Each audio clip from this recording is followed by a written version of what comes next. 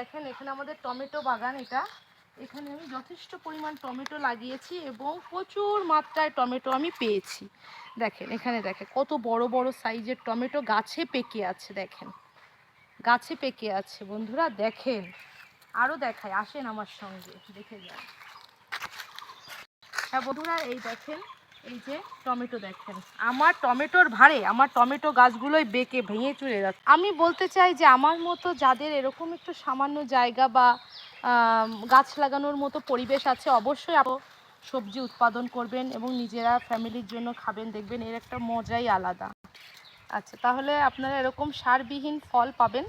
আপনারা আপনাদের সামনে, বাড়ির সামনে, উঠানে যেখানেই পাবেন এরকম ছোটোখাটো একটা বাগিচা করবেন, যেখানে আপনারা কীটনাশক মুক্ত পাবেন, ফলটা উৎপাদন করতে পারবেন পুষ্ট এবং কত কালারফুল হয়েছে। দেখেন এখানে কিন্তু কোনো রকম সার আমি ব্যবহার করিনি, কোনো কীটনাশকও ব্যবহার করিনি। আজকে আমি আমার এই টমেটোগুলো তুলে নেব খাওয়ার জন্য, আমি নিজে খাওয়ার জন্য তুলে নেব।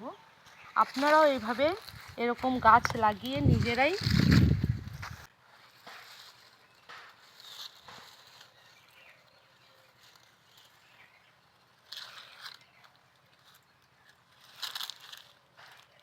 এই টমেটোগুলো যেগুলো একটু হালকা মানে লাল লাল হয়েছে, এগুলো ঘরে রেখে দিলে পেকে যাবে, লাল টকটকে হয়ে যাবে এই টমেটোগুলো।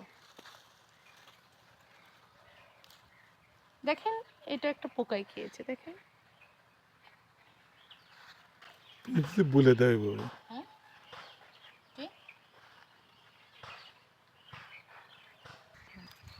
ডালটা কেটে দাও।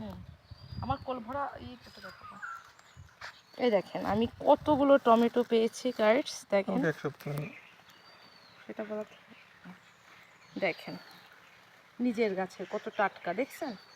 এই টমেটোগুলো একটু পড়ে গেল, এই টমেটোগুলো ঘরে রেখে দিলে আরও পরিপক্ক হবে। যেহেতু আমরা সপ্তাহে আসি, এখন ঈদের ছুটিতে একটু ঘন ঘন আমরা এখানে আসতেছি। দেখেন সবজি, নিজের বাগানের সবজি, আরও কিছু তুলবো, অবশ্যই আবার সঙ্গে থাকেন।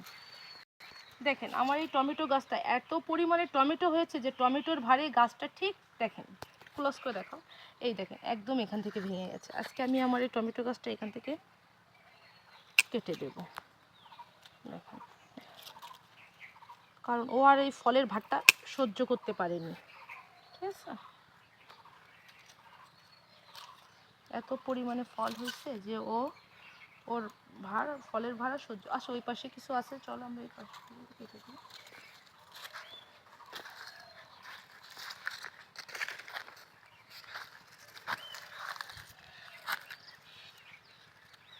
এটা